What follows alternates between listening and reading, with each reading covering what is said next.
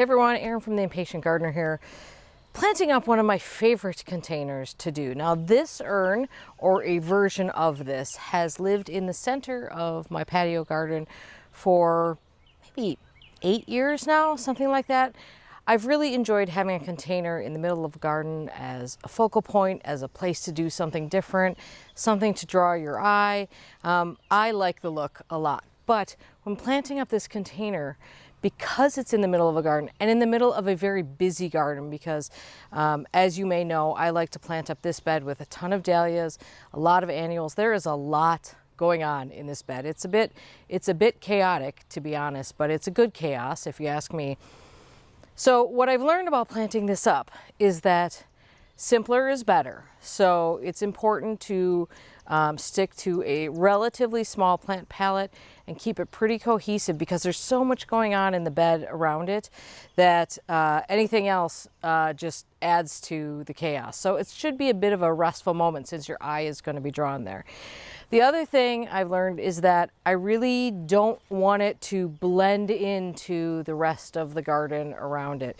A couple of times I've planted things that have covered the bottom of the pot so much as the garden grows up that it kind of looks like it's just some weird thing in the garden and you can't even realize that it's a pot. So that means that I have to give really special consideration of what plants are going in here. And for me, that always starts with sort of the centerpiece of this container. That's not how I always start every container, but in this case, I think that's important. Now, I always look for height. Height is a big deal because I feel like this garden is looking a little flat, so a high point is good. I have had things in here, let's see, I've done colocasia coffee cups, I've done bird of paradise, I've done vertigo pennisetum, which broke the pot. I have done big cannas in here. I've done all kinds of things in here, and I like a big vertical element. So since we've got a simple plant palette here, and we need a strong vertical element, and I am disinclined to repeat things, I was really struggling with what to put in this as sort of the centerpiece this year. And I started thinking about it. I thought, you know, I've always done bold textures there, so let's go for a fine texture. And where do you go for that? Well, I went to a shrub. So this is lemony lace elderberry. It's this chartreuse and yellow kind of color. Very much looks a little bit like a Japanese maple. I've actually grown this before in the ground. I lost 2 of them actually to verticillium wilt. But it's a great plant and I love it. And I actually think it could be very, very cool as a fine texture element in the center of this pot. So that's where this one starts.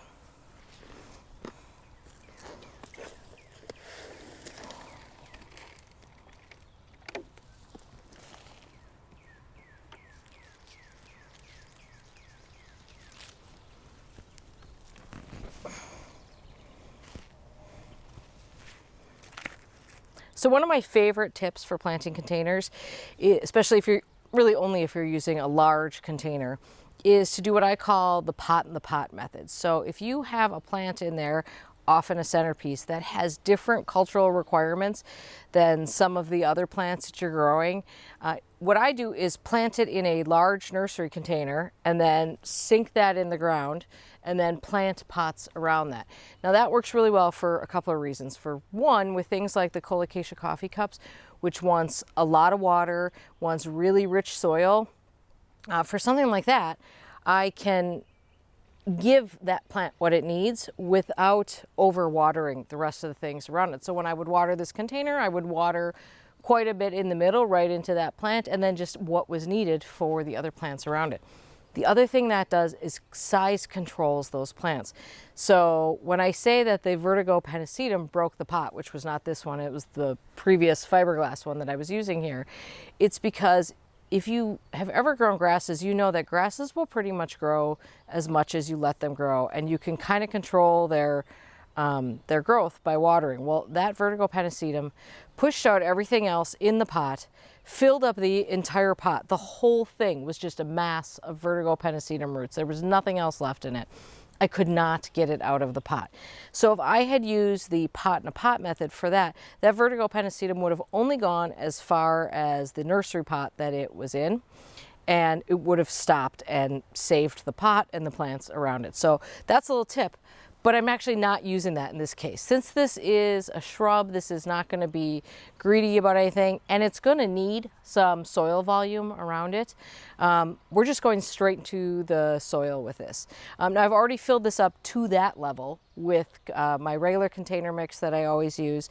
I actually did start fresh because it had been a little bit since I put fresh soil in here, but also I just wanted to make sure that the drain hole was clear, which it was, which is all good. So that's our centerpiece. I expect this will put on quite a bit of growth. This is a pretty fast growing shrub. So I think this will actually really put on a lot of growth here, but it's got this great color that I love, and more than that, a great texture. So let me fill this in with soil, and then we'll talk about where the rest of the plants work into this. So once I settled on the elderberry as the centerpiece, I thought, okay, what's the next layer that we need? And we certainly need a mid layer here. We got to hide these bare legs here, but also I felt like we could use a little something maybe to take advantage of this airy nature of this and have something almost grow through that a little bit. And that is where Angelonia comes in. I'm really into Angelonia this year. You're going to see a ton of it in my garden. I don't know, having an Angelonia year. And I decided to use Angel Face Super Blue. Now Super Blue, there's two. There's Angel Face Blue and there's Angel Face Super Blue. This one is 30 to 40 inches tall. And I think this pot can handle that kind of height. The other ones I believe are like 18 to 24, which I feel like, you know, that's only to here. And I feel like that's going to get lost in this container. So what we have here is Angel Face Blue. I struggled between this or white. I decided to go blue. And we're going to plant these around this. I have 4 of them. Plant these around this, angled out a bit. They may grow up straight anyway, but I thought a little angled out would add some extra interest here.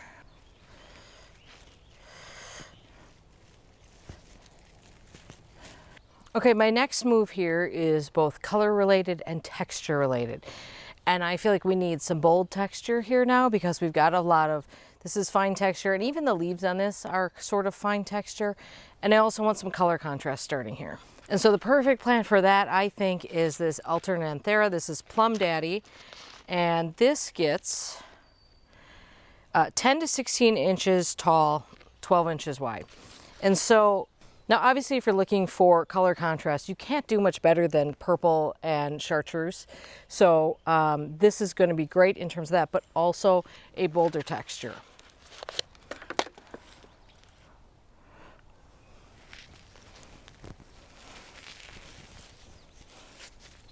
Now, I think we could actually stop right here if we wanted to, but we don't want to because I do want some more flower interest in here. So now I'm going to bring in some white. Now I happen to love the combination of chartreuse and white together. And I also like the combination of chartreuse and blue, and I also like white and blue. So we're going to do white, blue, and chartreuse. And we're going to add in a Superbeanus. I really love the Superbeanus, you guys. They are kind of maybe my favorite, like big flowering annuals. So this is Superbeanus whiteout. This is sort of 6 to 12 inches tall, and it does trail a bit. This is the only trailing plant that I'm going to put in this container. And because again, I want to see some of the pot. I think it's important to see that. I've done trailers before and it just gets muddled up in what's growing around it. So unfortunately I only have 3 of these. I went looking for a 4th one and I couldn't find it. So we're going to make do with 3, which is honestly is probably going to be enough. So I'm going to offset these on either side because I consider the side that you're seeing right here to be the front of this pot. That's the side from which it's viewed the most, although it is viewed all around. Now again, we could be done here. In fact, I've been toying with being done here, but I'm not going to be because I am going to add in Diamond Frost Euphorbit. Just such a good plant for so many reasons. It can grow in a little bit of shade. It just serves a really great purpose. And when we talk about textures, this plant is particularly good with texture. It's very ethereal. It doesn't have a flower that draws your attention to it. It just looks like a little hazy cloud. And there are other versions of this. There's Diamond Snow, which is sort of a double flower, which really does look more like flowers. This just looks like this little, I don't know, bit of interest. And I thought this kind of growing through the alternanthera might be a really interesting combination. And I think it might help bridge the gap between this white that we have at the bottom and the not white that we have up here. So I'm going to put some of these in, and I think I'm going to actually tuck these in right behind the alternantheras so they sort of fill in this space and hopefully grow through those, because that is a look that I love when plants are growing through one another.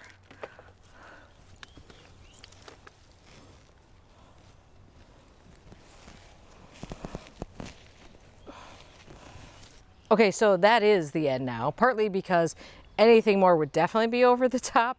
And again, we're trying to go for a little bit of restraint here, which we've accomplished, I believe, in terms of palette and form here, which is really important, I think, in this container. So I hope you can see how getting my heart set and choosing just one plant to be sort of the jumping off point for everything, which was this elderberry, informed all the other decisions. If I had gone into this container by saying, you know, I really want to use a sweet potato vine, I really want to use these two supertunias, and I want to use the elderberry, what happens is you get so stuck on trying to make those specific plants that you want work together, and it's very hard to do that. And especially if your personal brief for a container is simple and not competing with the rest of the garden, you know, that becomes a very difficult challenge to do and is almost impossible without giving up on one of the plants that you decided you really want to use.